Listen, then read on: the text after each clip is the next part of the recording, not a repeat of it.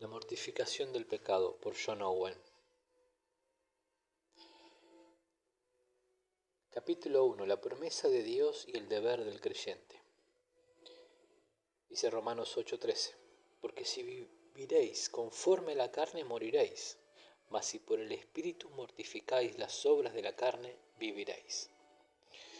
En este texto el apóstol Pablo confronta a sus lectores con dos caminos de vida posible. El primero es: si viviereis conforme a la carne, moriréis. La otra alternativa es: si por el Espíritu mortificáis las obras de la carne, viviréis. El propósito de este libro es estudiar el segundo de estos dos caminos de vida. Comenzaremos nuestro estudio examinando las 5 frases que componen nuestro texto. Primeramente, el texto comienza con la palabra sí. Pablo usa este sí para indicar la conexión entre la mortificación de las obras de la carne y la vida. Esto es como decir a un hombre enfermo: si tomas la medicina, pronto te sentirás mejor. Al hombre enfermo se le está prometiendo un mejoramiento en su salud a condición de que siga las indicaciones que se le dan. En una manera semejante, el sí de nuestro texto nos dice que Dios ha señalado la mortificación de las obras de la carne como el medio infalible para alcanzar la vida. Existe una relación inquebrantable entre la verdadera mortificación del pecado y la vida eterna. Si mortificáis las obras de la carne, viviréis. Aquí está entonces el motivo para obedecer el deber que Pablo prescribe. Nota del traductor. Muchos se han preguntado si Pablo está diciendo en este texto que la vida eterna depende de la mortificación del pecado. La respuesta es que sí y que no. En primer lugar, la respuesta es que no, porque esto sería salvación por obra. Pablo no contradice aquí lo que él mismo enseñó en muchos otros textos, que afirma que la salvación es solo por la gracia. Entonces, ¿por qué plantea el apóstol la importancia de la mortificación en estos términos? Bueno, en otras palabras, ¿en cuál sentido podemos contestar sí a esta pregunta? Daremos 3 respuestas. Primero, porque todos aquellos que viven conforme a la carne no son realmente creyentes. Los creyentes verdaderos ya no están bajo el dominio y el control del pecado, la carne, y el apóstol afirmó este punto en los versículos anteriores. Vea Romanos 8:8, 9. Las características de aquellos que están en la carne indican claramente que son personas no regeneradas. Esas características son mencionadas en los versículos 5 y 7 de este mismo capítulo, que incluyen la enemistad con Dios, el rechazo de la ley de Dios y el deseo de vivir separados de Dios, y el deseo dominante de agradar su naturaleza carnal en lugar de agradar a Dios. Es debido a esto que tenemos que afirmar que todos los supuestos creyentes carnales son en realidad personas inconversas que irán al infierno. Segundo, cuando Pablo dice: si viviréis conforme a la carne, moriréis, está diciendo una declaración general. Es como si dijera: todos aquellos que meten su dedo en el fuego serán quemados. Todos aquellos que continúen viviendo bajo el control y el dominio de la carne, el pecado o su naturaleza pecaminosa, morirán eternamente, porque pertenecen a la esfera de los muertos. Tercero, cuando el apóstol dice: si por el Espíritu mortificáis las obras de la carne, viviréis, simplemente está diciendo hincapié entre la relación que existe entre el fin determinado por Dios y los medios usados para alcanzar dicho fin. El propósito de Dios es que todos sus hijos pasen por un proceso de santificación en este mundo. Este proceso es esencial como preparación para vivir en la gloria. Sin embargo, lo que les da derecho a la gloria es la justificación por la gracia. Lo que les prepara en forma práctica para disfrutar la gloria es el proceso de santificación. La mortificación del pecado es una parte esencial en este proceso de santificación. Si no estamos siendo santificados por Dios es porque no vamos a ir a la gloria. Entonces la mortificación es simplemente una etapa en el plan de Dios para sus hijos. Tal como lo dice Pablo en Romanos 6:22, más ahora, librados del pecado y hechos siervos a Dios, tenéis por vuestro fruto la santificación y por fin la vida eterna. En el texto vemos que la santificación está colocada como un medio esencial que nos prepara para la gloria. Este proceso comienza en la liberación del dominio del pecado. Este punto es enfatizado en los versículos 2, 6, 14, 17 y 18 de Romanos capítulo 6. Entonces, si no hemos experimentado primeramente esta liberación, la cual inicia el proceso de mortificación del pecado, esto quiere decir que no tenemos vida espiritual y lo primero que deberíamos buscar no es la mortificación del pecado, sino la salvación misma. Muy bien, ese es un comentario. Continuamos. Segundo, la palabra vosotros nos dice a quienes este deber y promesa tiene aplicación. Vosotros se refiere a los creyentes descritos en el primer versículo como los que están en Cristo Jesús. Se refiere a aquellos que no están en la carne, sino en el Espíritu, verso 9. Se refiere a aquellos en quienes mora el Espíritu Santo, verso 10 y 11. Es tonto, ignorante, esperar que alguien que no sea un creyente verdadero cumpla con este deber. Si pensamos cuidadosamente acerca de quiénes Pablo está escribiendo y qué es lo que les dice que hagan, podemos hacer la siguiente declaración. Los creyentes verdaderos, quienes definitivamente son libres del poder condenatorio del pecado y de su esclavitud, no obstante, deben ocuparse a lo largo de su vida con la mortificación del poder del pecado que todavía permanece en ellos.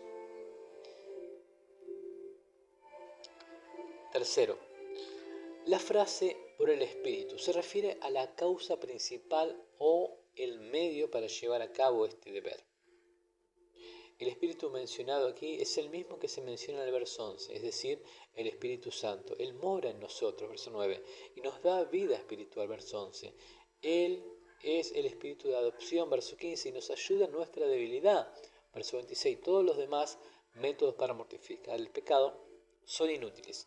Muchas personas pudieran intentar esta obra usando otros medios, de Romanos 9, 30 a 32. Siempre han existido personas que lo han intentado y siempre los habrá. Pero Pablo dice, esta es la obra del Espíritu. Y solamente Él lo puede hacer. Mortificar el pecado en base a los esfuerzos humanos, en conformidad con sus propias ideas, conduce a la justicia propia. Esta es la esencia de toda religión falsa. Cuarto, la frase mortificar las obras de la carne nos hablan del deber que debemos cumplir. Consideremos esta frase haciendo y contestando tres preguntas. Primero, ¿cuál es el significado de la carne? Esta es la primera expresión usada frecuentemente en este capítulo para referirse a la naturaleza pecaminosa. Vea Romanos 8, 3, 4, 5, 8, 12 y 13. Pablo está enfatizando la diferencia entre el espíritu y la naturaleza pecaminosa. El cuerpo es el instrumento que el pecado usa para expresarse a sí mismo,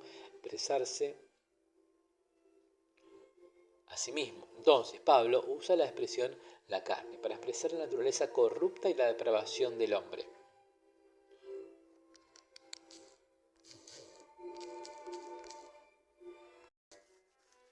Segundo, ¿cuál es el significado de la frase las obras? Esto se refiere a los actos pecaminosos que la naturaleza pecaminosa, la carne, produce. En Gálatas 5, 19, 21, el apóstol nos da algunos ejemplos de estas obras. Manifiestas son las obras de la carne, que son adulterio, fornicación, inmundicia, disolución, idolatría, hechicerías, enemistad, pleitos, celos, iras, contiendas, disensiones, herejías, envidias, homicidios, borracheras, banquetes. Pero la preocupación principal de Pablo en Romanos 8 no son las obras externas, sino su causa interior. Es el deseo pecaminoso no controlado lo que produce tales obras y lo que necesita ser radicalmente tratado. ¿Sí? Tercero, ¿cuál es el significado de mortificar? ¿Hacer morir o amortiguar? Este es un lenguaje figurado. Imagine que se mata a un animal. Matar a un animal significa quitar su fuerza, poder y vida para que ya no pueda actuar y hacer lo que quiere. Esta es la figura que está en mente aquí. La naturaleza pecaminosa o el pecado que todavía mora en nosotros es comparada con una persona, el viejo hombre, con sus recursos, habilidades, sabidurías, maquinaciones, fuerza, etc. Pablo dice que esto es lo que debemos matar. Esto es lo que debe ser muerto, mortificado, es decir, su fuerza, poder y vida deberían ser quitados por el Espíritu. En un sentido, la mortificación del pecado es un evento que ya ha ocurrido. La Escritura dice que el viejo hombre ha sido crucificado con Cristo. Romanos 6:6. Morimos con Cristo, dice Romanos 6:8. Véase Gálatas 5:24. Esto ocurrió en el momento cuando nacimos de nuevo, Romanos 6:3-8. Sin embargo, cada creyente tiene todavía remanentes. Nota del traductor. La palabra mortificar ha sido traducida al español como matar, hacer morir y amortiguar. La palabra es usada en distintas formas en el español, por ejemplo, a veces significa negarse a gratificar, cumplir un deseo. En su uso simbólico significa molestar, fastidiar o amargar la vida. En su uso bíblico esta palabra significa quitar la fuerza, vitalidad y poder de algo a fin de que muera. La palabra incluye la idea de debilitar por falta de alimento o hacer morir de hambre o privar de la comida o alimento. Esta es la idea que vemos en Romanos 13:14 que dice no proveáis para los deseos de la carne. En la versión actualizada se traduce como no hagáis provisión para satisfacer los malos deseos de la carne. En otras palabras, debemos acabar con cualquier cosa en nuestra vida que sirva como comida para alimentar la naturaleza pecaminosa. No debemos proporcionarle ninguna cosa que le fortalezca o que le ayude a tener fuerza y poder y vitalidad. En el Nuevo Testamento, la mortificación del pecado se describe en términos de una crucifixión. Vea, por ejemplo, Romanos 6:6, Gálatas 1, 2:20, 5:24 y 6:14. La figura es la de una muerte lenta, gradual y dolorosa provocada por la privación. También la mortificación es descrita en términos de violencia. La idea es hacer violencia santa contra el enemigo de nuestras almas. La palabra de Cristo en Marcos 9, 43, 47, cortalo y sácalo, corroborando esta idea. Dice, si algo te es ocasión de pecar, dice córtalo, sácalo. También las palabras de Pablo en 1 Corintios 9, 26, 27, pongo mi cuerpo bajo disciplina y lo hago obedecer. Nos habla no de violencia física, sino espiritual en contra del pecado. Además, las palabras 1 de Pedro 2:11 también nos hablan de violencia espiritual. Amados, yo os ruego, como extranjeros y peregrinos, os obtengáis de los deseos carnales que batallan contra el alma. El pecado lucha y pelea para preservar su vida. La frase violencia espiritual es muy apropiada porque no es fácil matar a un enemigo que lucha y se encuentra en peligro.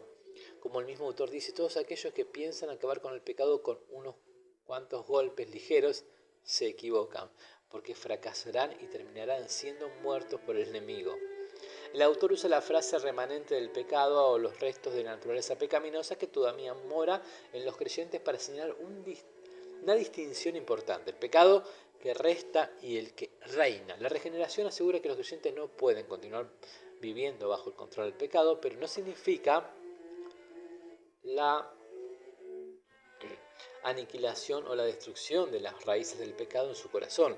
La regeneración no aniquila ningún pecado, sino que más bien produce un cambio en nuestra relación con todo el pecado. El apóstol Pablo es un ejemplo de esta realidad. Vemos en su vida que algunos pecados fueron mortificados en el momento de su nacimiento, su nuevo nacimiento, por ejemplo, su odio hacia los gentiles y cristianos. Otros pecados fueron debilitados por la regeneración, Romanos 7, 15, 25, y algunos permanecieron con mucha fuerza.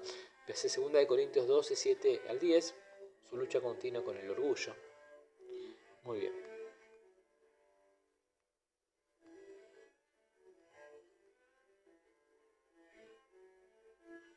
Dice que sin embargo cada creyente tiene todavía los remanentes.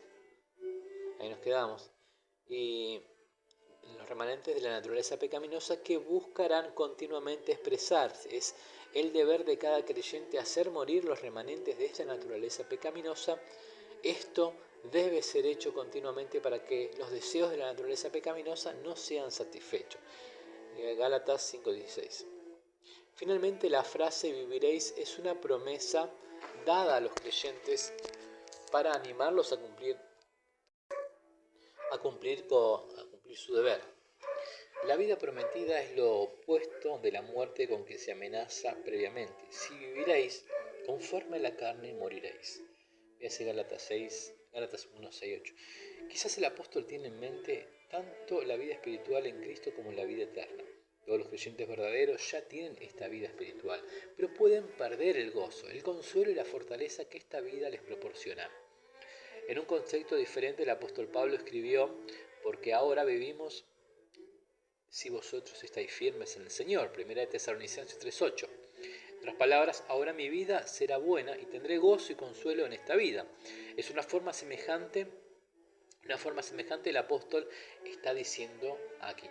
Usted vivirá una vida espiritual buena, vigorosa y confortable, mientras que esté aquí y reciba la vida eterna en el fin.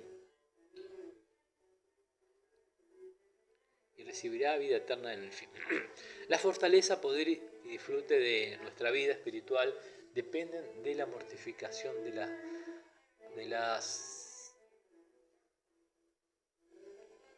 nuestra naturaleza pecaminosa.